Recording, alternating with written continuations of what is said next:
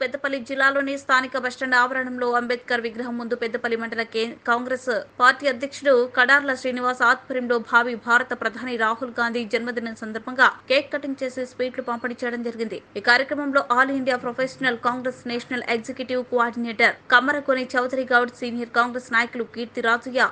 SSL జిల్లా ఉపాధ్యక్షుడు ఈడ్ల ప్రవీణ్, పెద్దపల్లి మండల కాంగ్రెస్ ప్రధాన కార్యదర్శి